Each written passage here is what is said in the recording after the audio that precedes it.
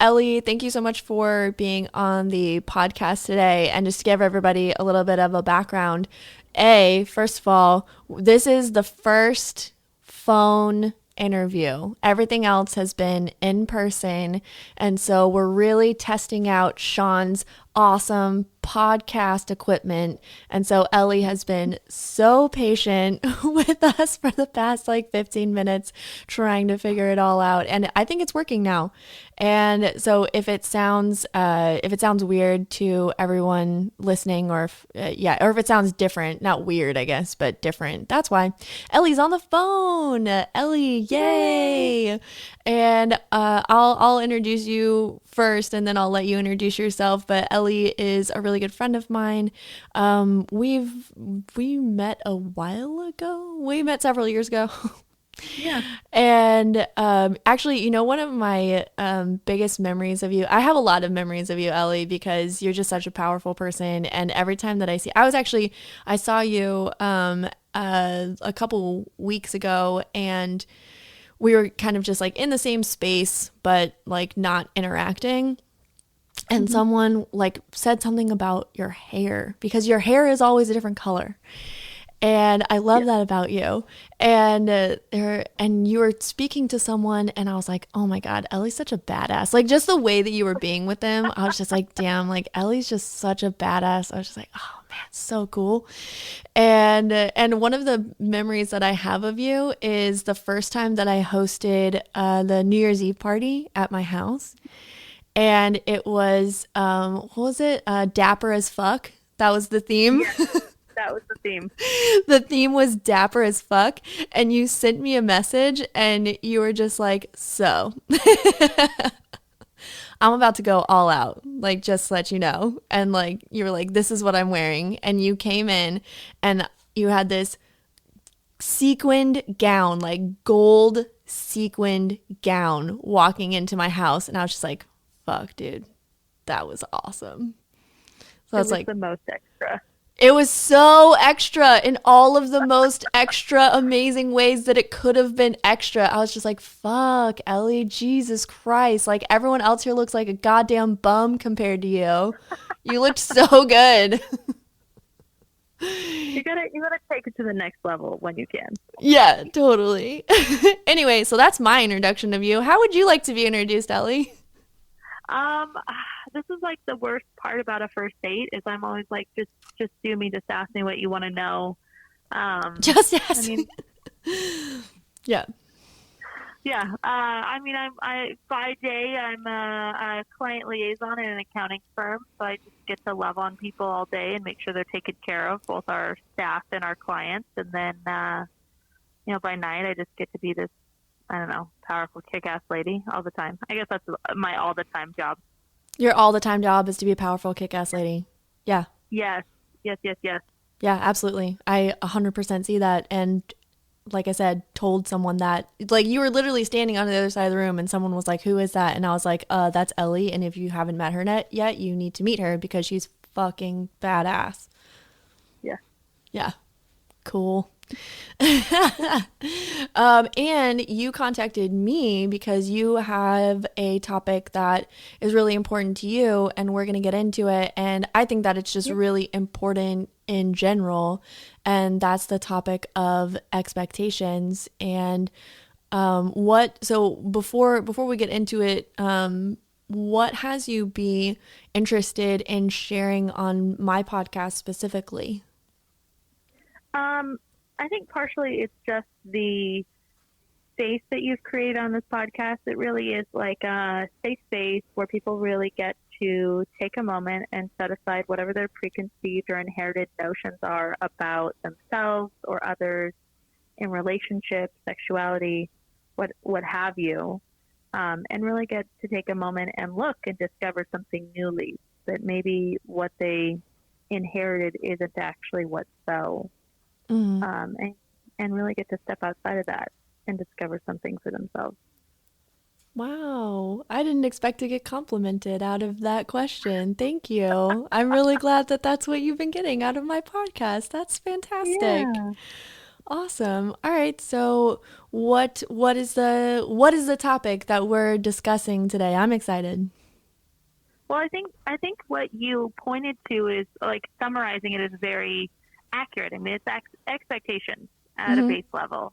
Mhm. Um, and one of the easiest places to see it is if you take a moment and look for yourself, you have expectations in life.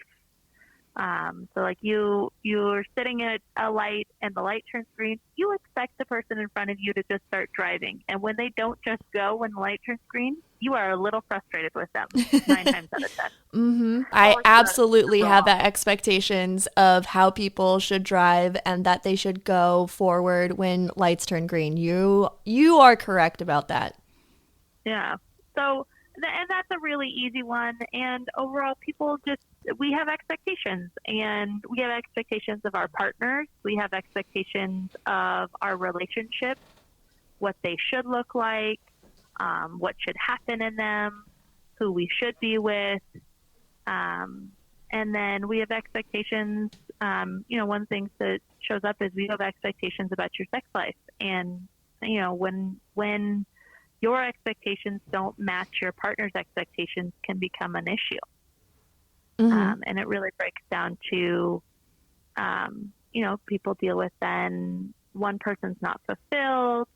Um, they're not getting what they need, and then they're upset, and then they do things that don't work for their partner. Like, they have sex with somebody that they're not in a relationship with, which most people don't have relationships that work like that, where you can have sex with someone else, unless you Right. Like if you created don't with have, your partner. yeah, exactly. Like if you don't have agreement around it, if the agreement of the relationship is, hey, you and I were it, Yeah, and anything else outside of this is a no go, and then you go out and do that, and that would be cheating, which I don't think I've explicitly said that cheating is not polyamory, but it yeah, is inside of the agreements and the expectations of the relationship. Absolutely.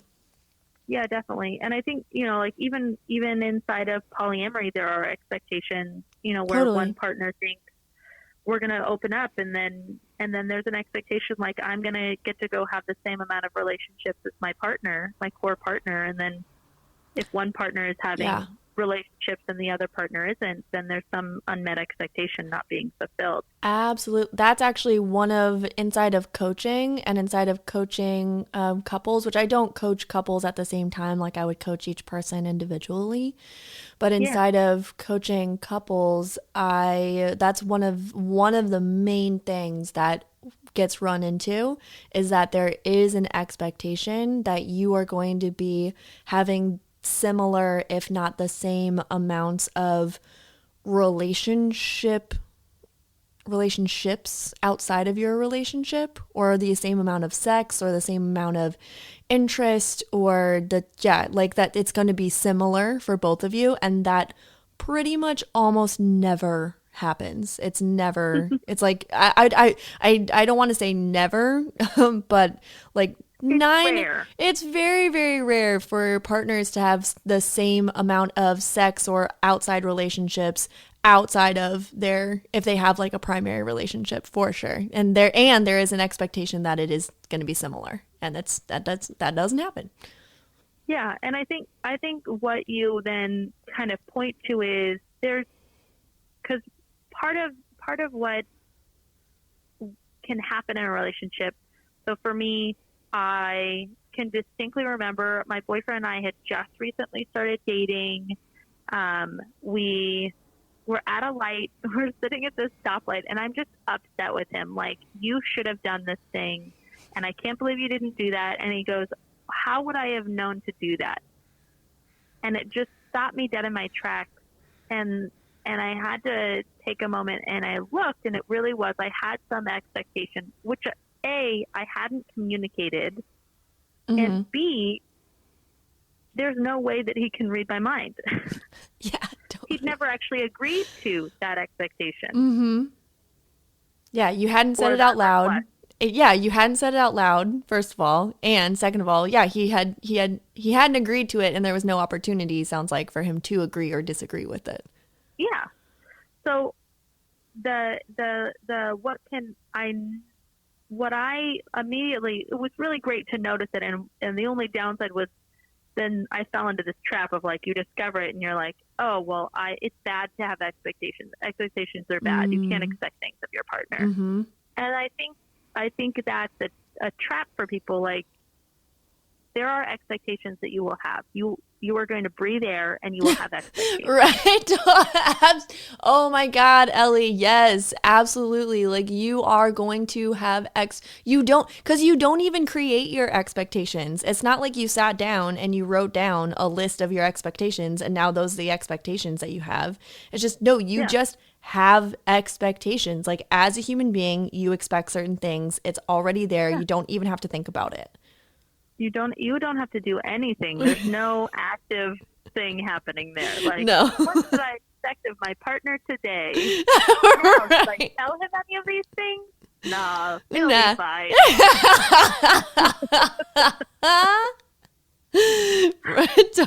Yep, same page. All right. Yeah. So the being able to notice, oh, I have an expectation. And then being able to be free to say, okay, am I actually committed to that expectation? Great. If I am, then there are actions to then take, like I should share this with my partner, or I should voice this to somebody who it's actually going to matter to. Mm-hmm. Or, okay, I have that expectation. Is that really what I'm committed to? Is it really consistent with what I'm creating? So like a more on the court would be like I have some passing expectation, like, well, my boyfriend should finish the laundry when he starts alone. Mm-hmm. Okay, I can have that expectation, but if the laundry is in the washer and I'm waiting for him to just, are you going to do anything about that? And he's gone 10 hours a day, and I work from home, maybe I should just put the load in the dryer. Yeah.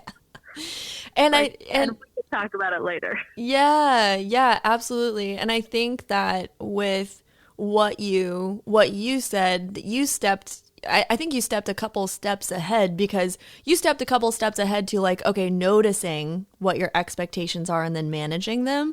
But I think, before that, the precursor to that is noticing that you have an expectation, like noticing that whatever upset that you have, because if you don't notice that you have expectations, then you're just upset about something. Yeah. Right? Like you're just upset that the laundry isn't done. And if you don't notice that, oh, I have an expectation that he do this, then you're just going to stay upset. So I think first is noticing that you have the expectation. So it's just like, oh, where is my upset coming from? Like that's the question, right? Where is my upset coming from? And then what's automatically there for people usually is some sort of justification for why they're upset. Like it doesn't even go to like, oh, I have an expectation that is, not being fulfilled. But I think where people automatically go is just justifying the upset. Like with the laundry example, it's like, he always does this. He knows that I hate that. Whether or not he actually does know that you hate it or not, like, is irrelevant. But, some justification might sound like, why doesn't he know, or he should know, or this is just another example of like him being lazy or unaware or whatever it is. Like what's usually there, if there's some expectation, is just the upset and then staying in the upset and justifying the upset. And what you point to is like my favorite, like, I hate to call it a tip or trick, but like I always practice it, is the noticing my should. Mm-hmm. It should be like this. He should have done this. Mm-hmm. I should be like, even for yourself, the expectations you have on yourself, where that whole world of an imposter syndrome, where you feel like you're not really the person you should be. Well, that's some expectation that you should look some way. Mm-hmm. As opposed to, I am 5'6", I weigh 140 pounds, and that's reality. Yeah. Regardless of I'm how not you going feel to about it. magically be 5'9" just because I'm upset about it. Yeah. Are you sure And though? Because I feel like if I get upset enough, I could be 5'10". I could be like maybe 5'6.5". Oh, if I really try. I really try. I'm But following you, being yeah. able to catch the should, because we don't have a thought in your brain like I expect. It doesn't come out that way in your Right. brain. Your expectations get voiced as, well, they should do the laundry all the way, or or mine with my boyfriend always is, he should put the seat down. I'm gonna die. He's gonna kill me. I'm gonna fall in the toilet. Oh my God, I totally had that show up yesterday because I was at this place where it's just like they live with women, and I went into the bathroom and he didn't put the seat down, and I totally had that. I totally had the, he lives with women, he should know. He should know. He should know to put the seat down, but he doesn't. He doesn't do that, and it's and it's totally an expectation I have. I have an expectation that men should put the seat down, and that especially if you live with women, that you should know that.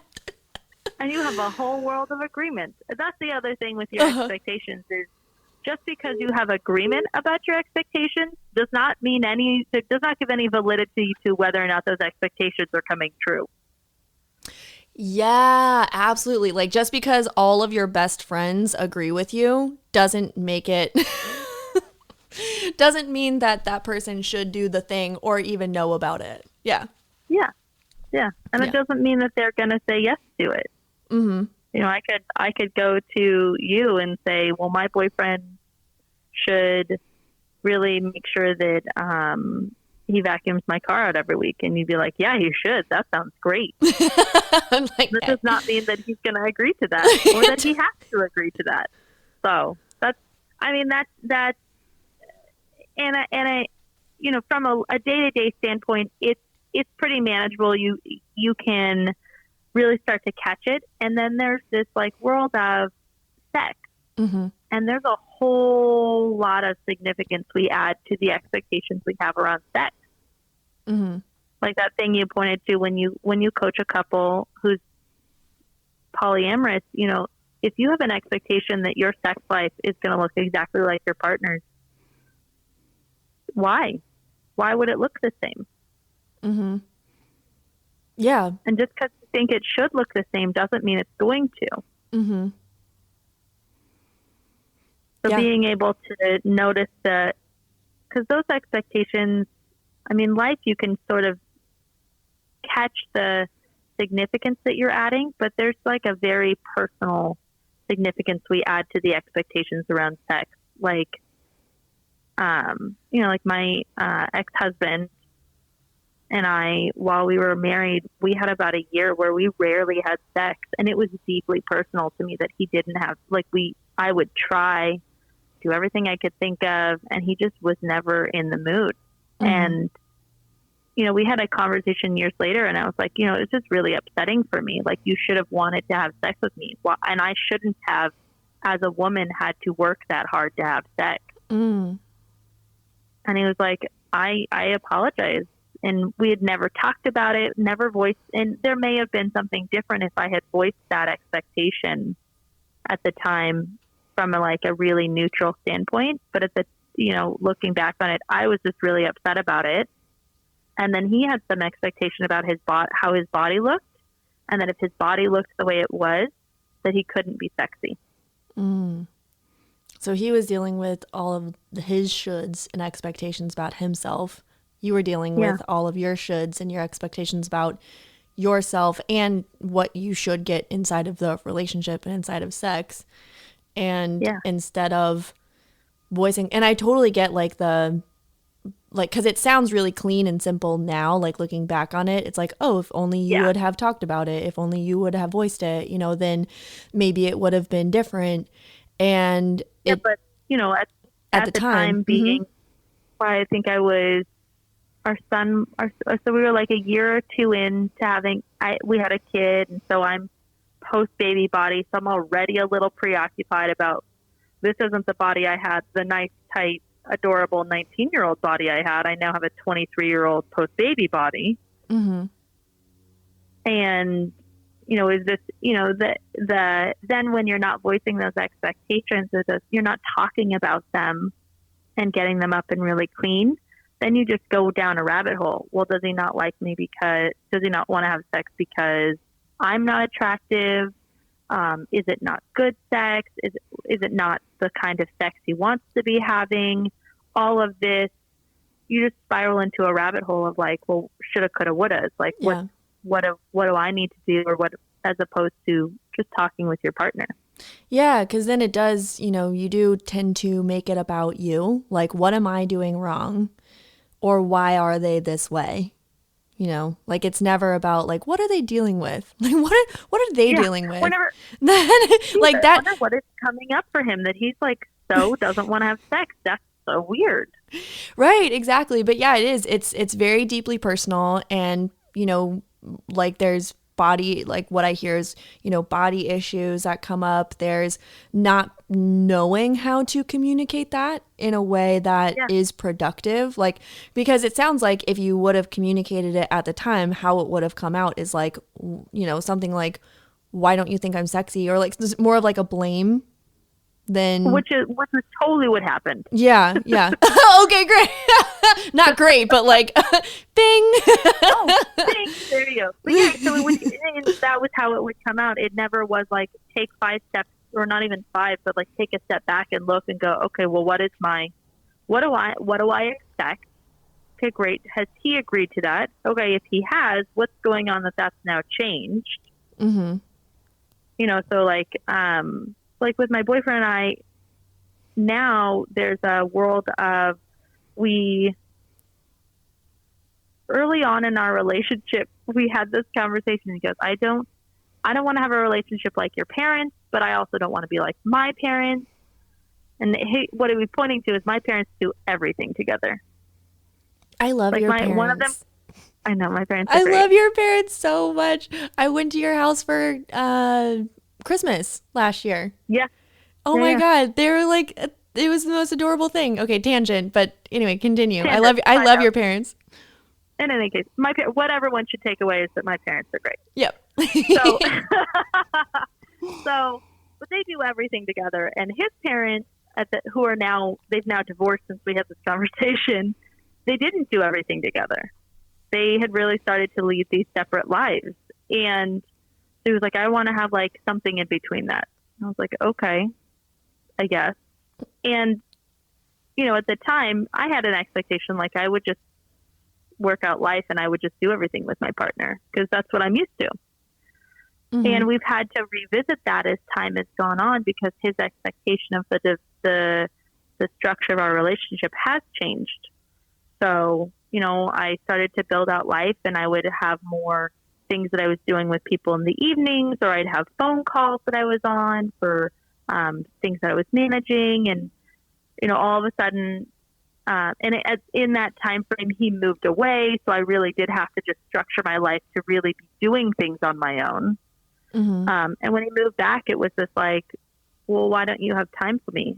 And I had a whole reaction like, dude, you said you wanted us to do different things. Mm-hmm. What the hell? And expectations change over time. And that is something you have to revisit.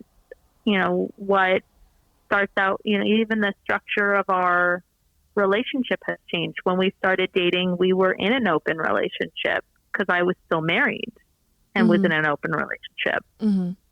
And then as time has changed, it's, revisiting like, well, do we want to be fully open and see other people? Okay, we don't actually want to date other people. Great.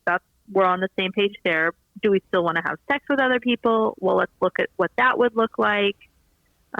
We created this whole world of like, he moved away and we both, from a very pragmatic sense, we're like, we have needs and we should have those needs met. And I think for him, it made sense. Like, I'll go have sex with other people, but then there's that expectation, which he did a great job of catching, where it was, I should get to have my needs met, but Ellie shouldn't be with other people. Mm-hmm. And he could notice that. And for him, he was willing to not have sex with other people so that I wasn't having sex with other people, Yeah, well, which worked yeah. for us. Mm-hmm. Yeah, because at that point it's like, okay, if you want to do this, that was a realization that I came to very, very, very early on. And it's one thing that I say to people, especially who are going from a monogamous relationship to a polyamorous relationship, is that if you have and again, it falls into expectations. If you have an expectation that you should be able to do something, then you should allow your partner to also do that thing. Like you have to be okay with the other doing that thing as well. And then yeah, that's really brilliant that you guys were able to have that discussion, because then it's like, okay, I want to do this thing, but I don't want Ellie to do this thing. So there's either the, okay, I have to be okay with Ellie doing it, or I shouldn't be able to do it either. And I hate to use Yeah. keep using the word should, but it's like, it's that equity and noticing where your expectations are, and then having the wherewithal to have an equity in the relationship and equity in your expectations as well. Well, and we've developed this, which people can steal if they want to, but we've developed a way of like a really lighthearted way to point out when there's not equity in our relationship. Oh yeah.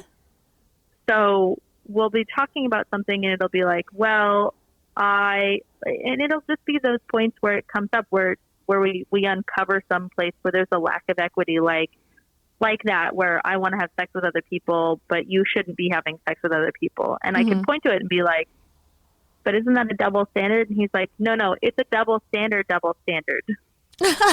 exempt from the double standard. I am exempt from the double standard. No. Sorry. When the manual of life was written, you missed where I was exempt from this. Exempt. There was an asterisk. You missed it. It's fine. But now we know. Yes, exactly. So that's what we've taken on, is really like being able to take a lighthearted, like, okay, and there are times where it does get serious for us, like, Sure. Okay, this really doesn't work for me, that you get to do, or there's some expectation that you get to do this and I don't. And that's just, I mean, not wildly committed to doing that, but saying that I can't and you can is frustrating for me. So we've really taken on uncovering those expectations or those double standards, and that it really is any real double standard comes down to, I have an expectation of you that I'm not holding myself to. Yeah, absolutely. And I think, one of the things that I wanted to ask you about next was there is, and I just realized this. I'm a part of a couple different forums online about polyamory and different discussion groups and things like that. And one of the things that came up that so surprised me was couples being against rules or agreements in their relationships. And that you pointed to it earlier a little bit, but just if I'm just not going to have any expectations then. And I was having a discussion. I actually, and I don't actually post a lot on those groups because I actually don't think that Facebook is a very good place to share information. That is just my opinion. It's a personal opinion. It's a personal opinion, and I don't think that Facebook is a great place to share information or give advice. Like, that's just where I'm at with that. But it is really interesting to see, where people are at, especially as a coach, and just like looking and seeing like what are people dealing with. Like, I'm asking myself the question, what are people dealing with? And yeah, there was a thing that came up, and they were just like, I don't understand why people don't have rules or agreements in their relationship. And I was like, what?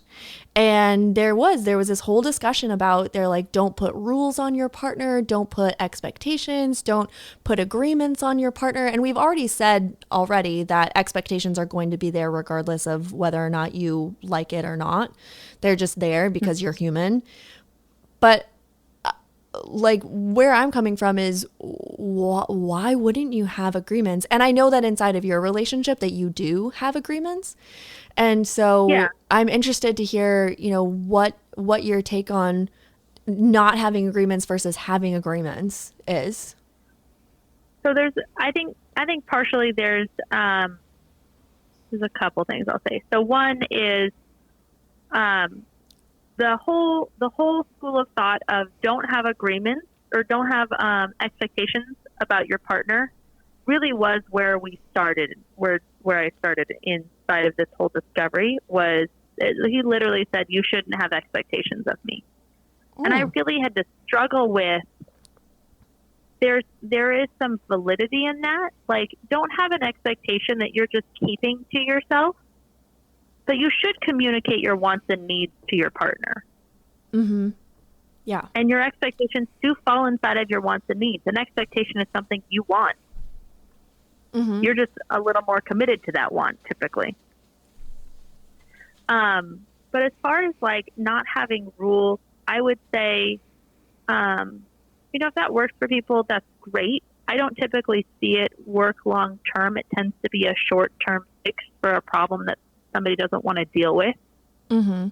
And it's not to negate the validity of it. I just don't know that long term it works. If you look at even monogamous couples have agreements. Yeah. I mean, well, what's being your a couple distinction? in general is an agreement. Yeah. Well, what's your distinction? Because I have a distinction between rules and agreements. But what's your distinction between rules and agreements?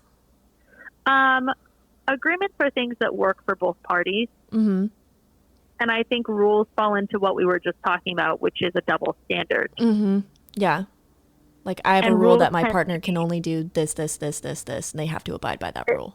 Exactly. And I think the other part of rules that comes up is rules are cement and permanent. Mm-hmm. This is how our relationship is forever. Mm-hmm. And in reality, whether you're polyamorous, whether you're open, whether you're in an asexual relationship, whatever your relationship looks like, it will always change. Mm-hmm. Because you're going to change, because life will happen.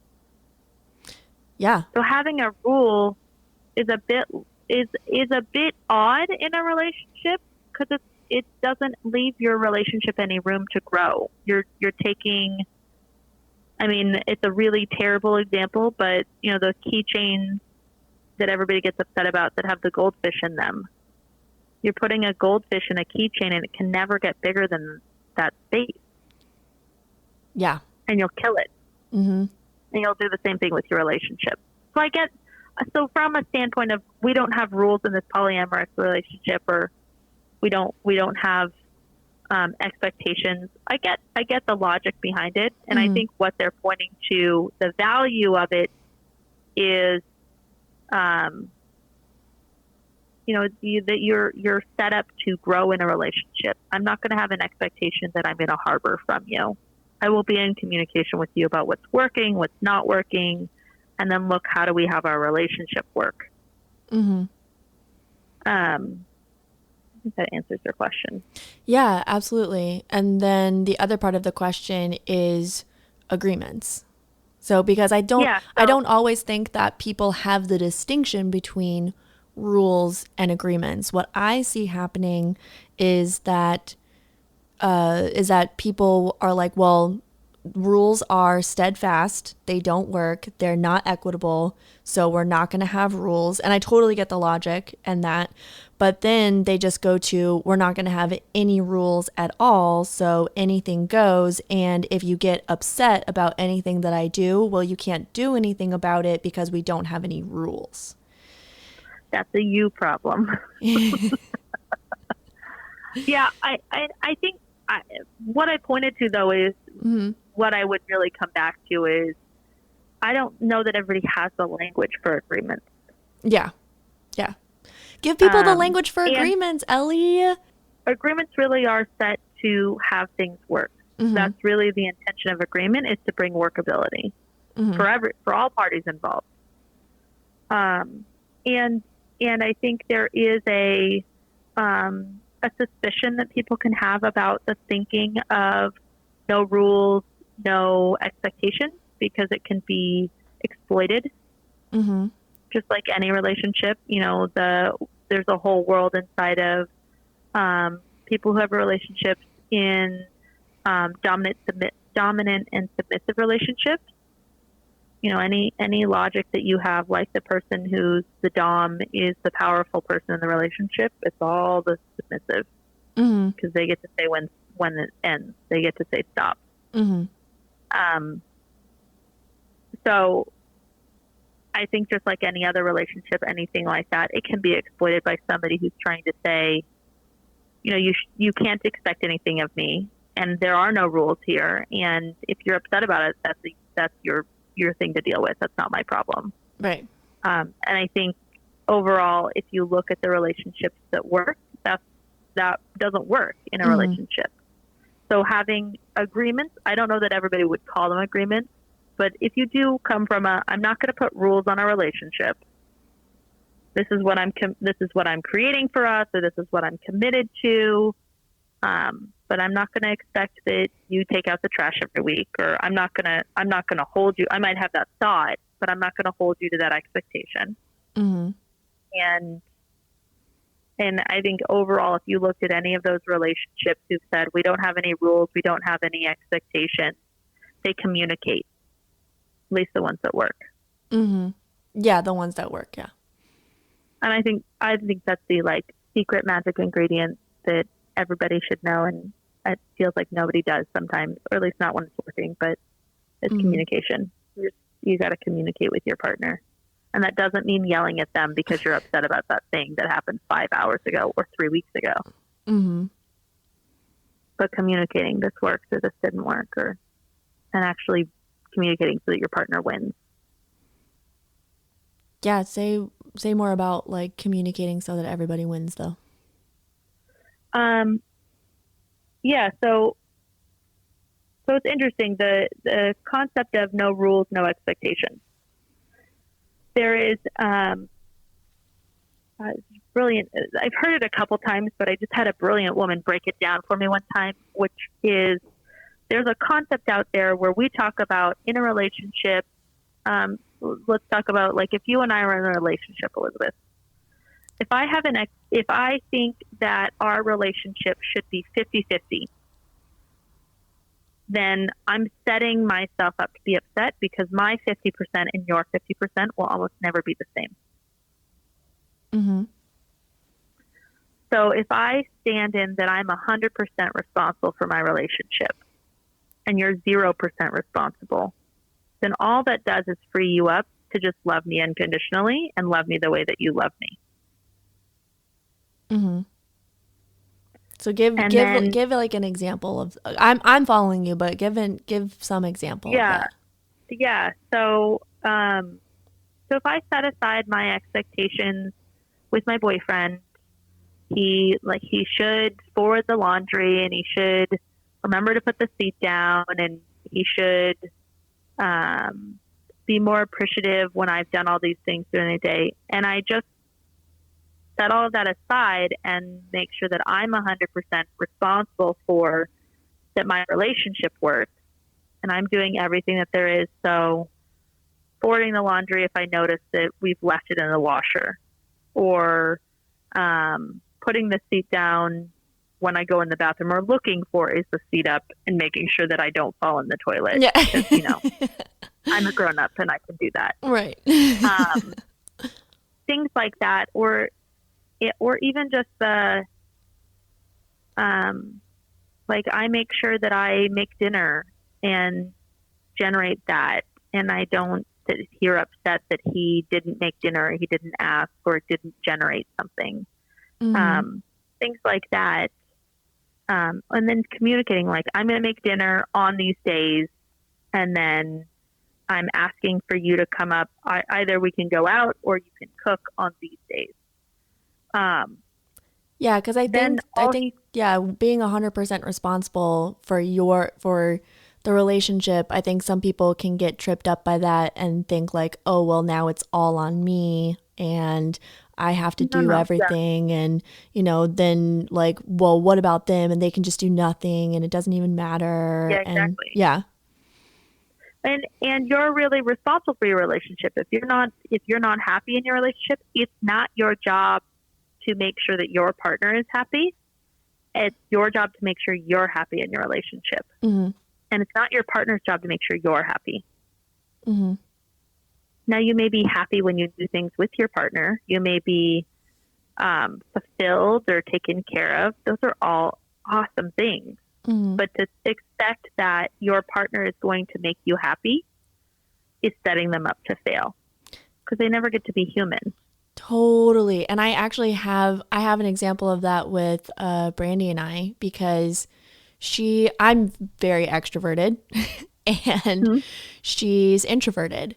And so what builds me up is being around people. Like, I get re-energized in being with people, and that depletes her, right? Like, Yeah. what re-energizes her is she needs her space, her alone time, time like just for her. And so she can like re-energize and just, and she does, like, you can tell, like, when she's taken care of herself and had her alone time and had a day or two to just like reboot.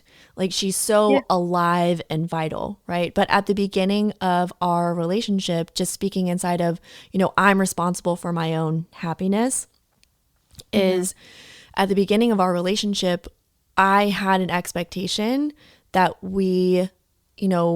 that if I want to hang out, like, that we work it out somehow. Like, and Mm-hmm. I didn't even know that I had that expectation. Like you said, it's not like I woke up and I was like, these are the expectations I have of my partner. Yeah. Yeah. Yeah.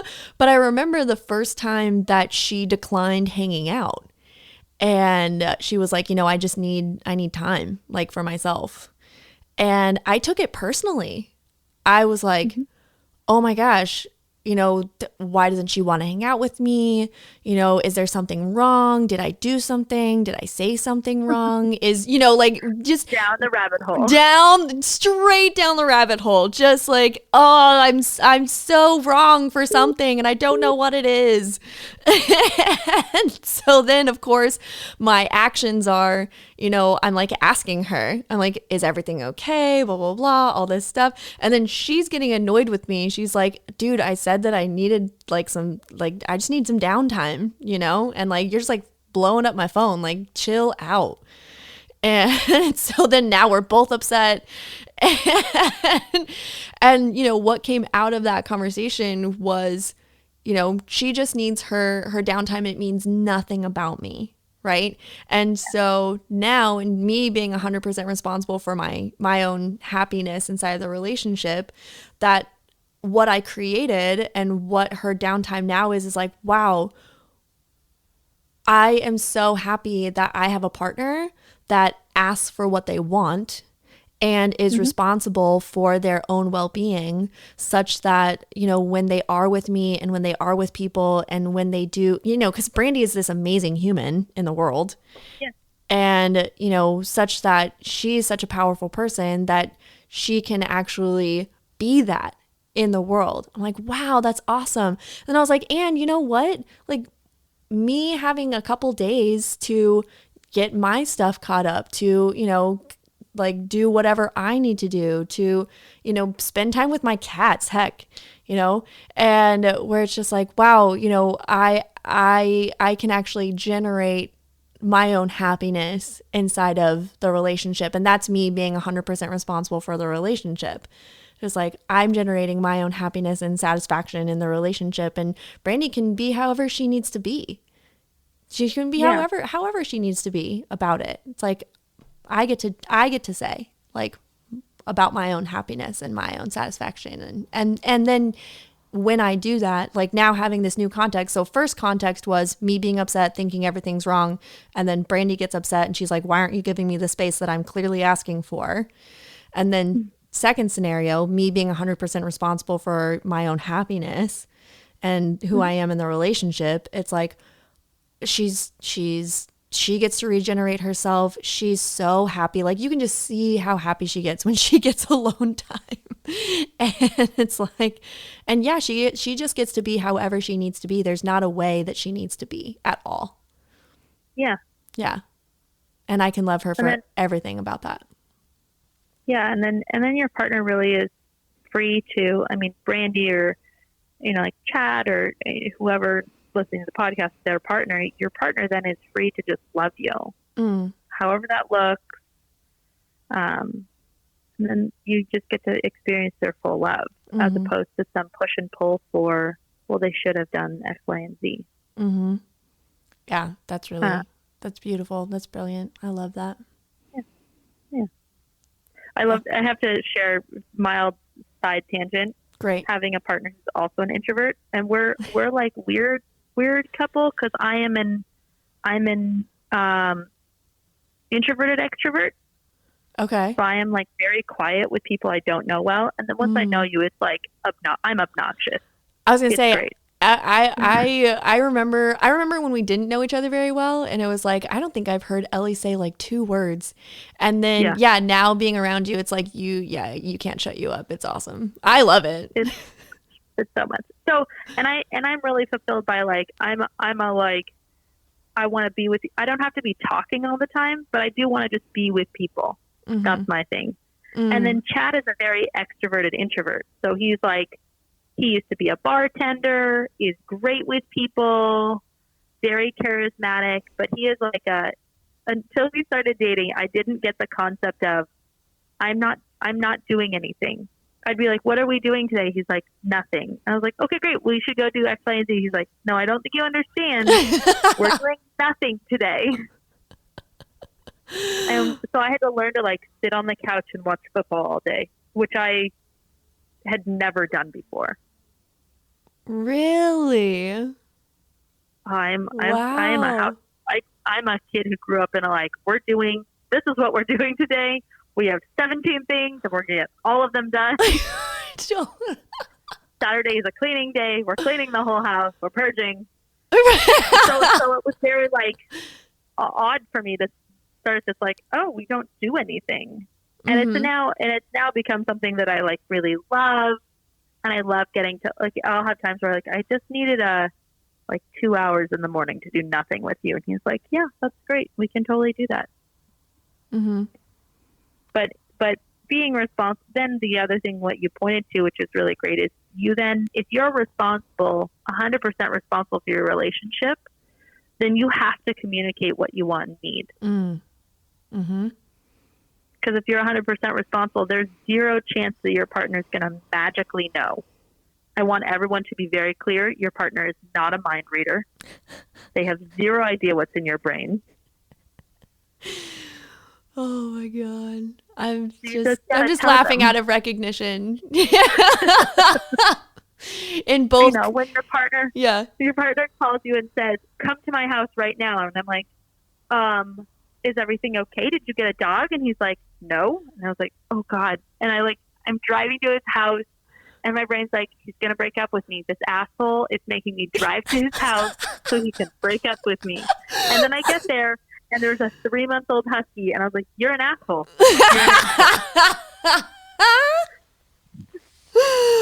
But I've been able to tell him like, you have to tell me what the quote emergency is, or I will panic and worst case scenario it. Right. Absolutely. Or I'll be like, I'm panicking. I'm really worried about this. And he's like, you don't need to worry. I'm like, I need you to know I'm going to worry about it. That's what I do best.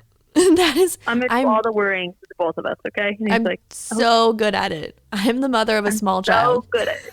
I have a small person. I have a large person who's like my small person. I now have a dog. It's I can worry about lots of things. The Jewish grandmother inside of me.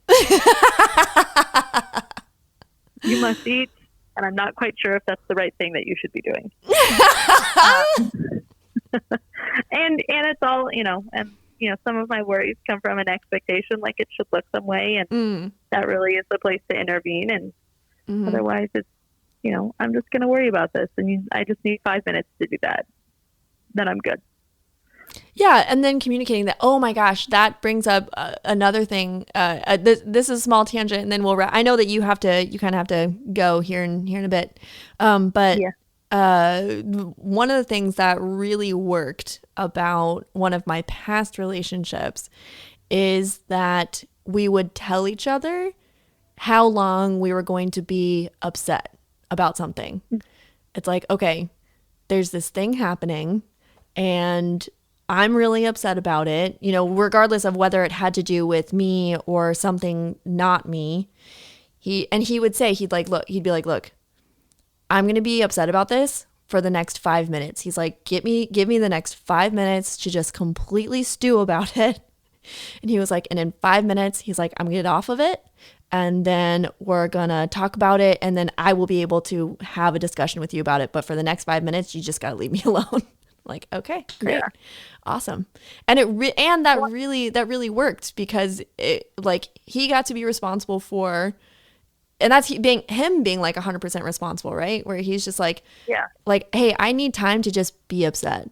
And there's nothing that you need to do about it, and it has nothing to do with you, and you don't need to take it personally or anything like that. I just need time to be upset about this. Yeah. Well, and I think it's valuable too because it's an access to, upset is such a broad term. It Sure. ends up being a catch-all. Mm-hmm. But there are times where that upset isn't an angry upset or a frustrated. And it can be in that frustrated sad.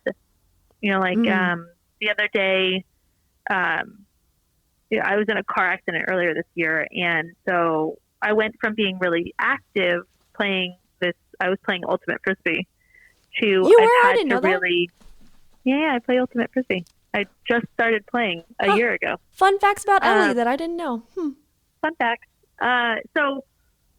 But I had been in a car accident, and so I'd been rehabbing my shoulder, and I hadn't been running because running aggravated it. And then this summer we've been really busy, so I any progress I made in starting to rehab it and get back in shape kind of is gone. And then we had the double header, which is, for those who don't know, that's 4 hours of you're just running up and down a field for 4 hours.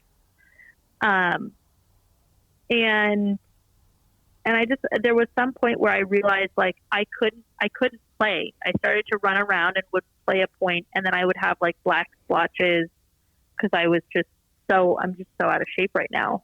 Mm. And I kept telling Chad I'm upset about this, or I was communicating, but it wasn't in a way that actually communicated to him. And at some point I had to just stop and go, I need you to just hold me and let me be upset. Mm. And so he just gave me this big hug, and then all of these tears came up that I didn't know were there.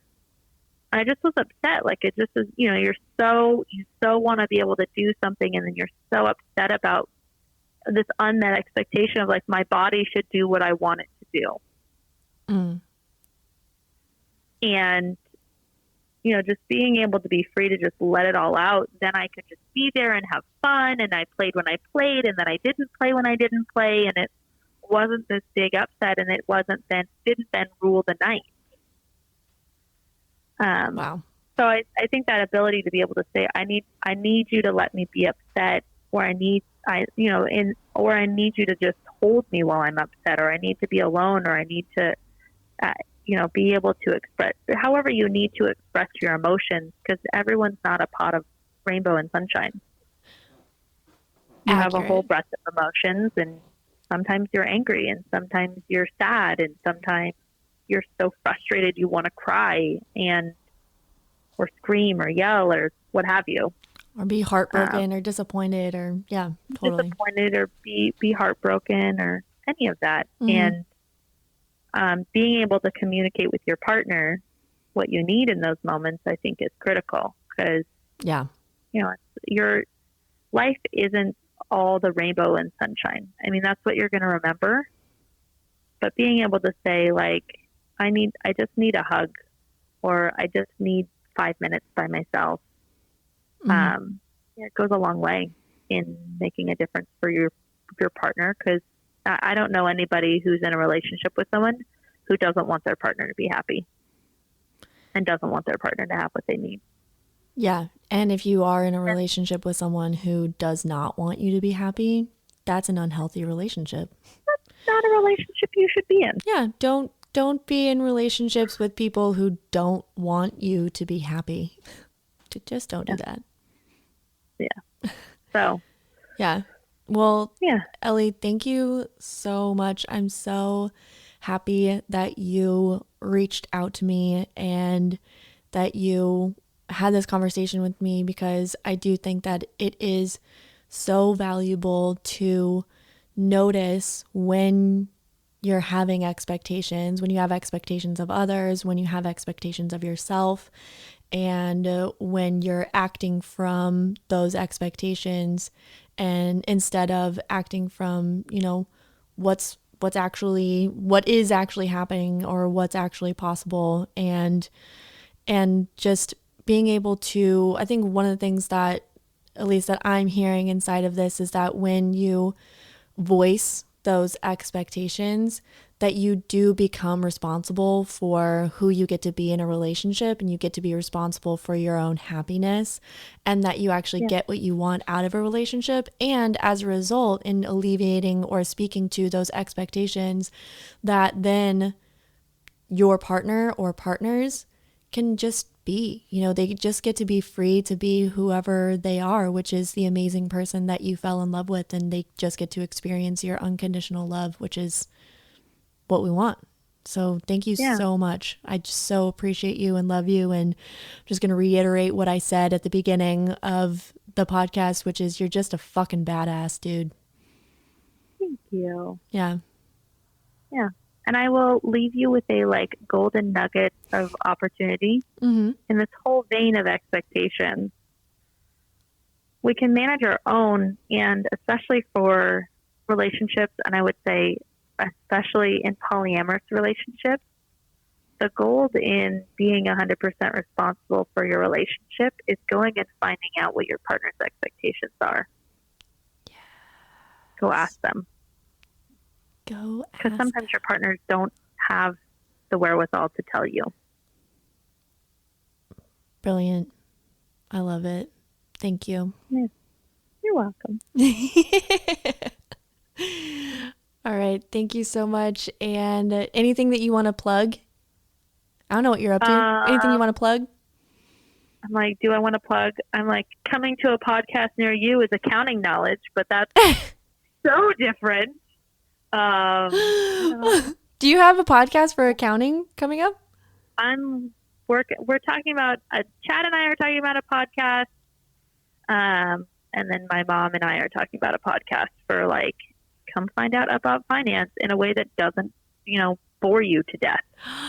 Oh my God, I would totally listen to a podcast with you and your mom about finances. 100%. I would do that. Yes. Okay. So when that happens, I will put it in the show notes. Okay. So whoever is listening to this right now, I don't know at what point in time you are listening to it, but check the show notes for Ellie and her mom. For a human take on finances. Oh, I love that. I want that. I would totally listen to that.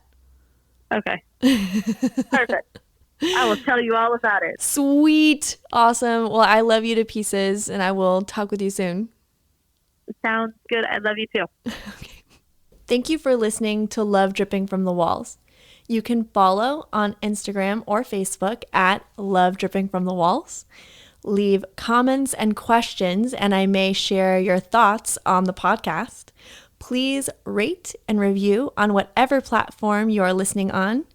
If you want to support Love Dripping from the Walls, log on to the Anchor app and subscribe or give monthly donations. Keep listening and keep loving.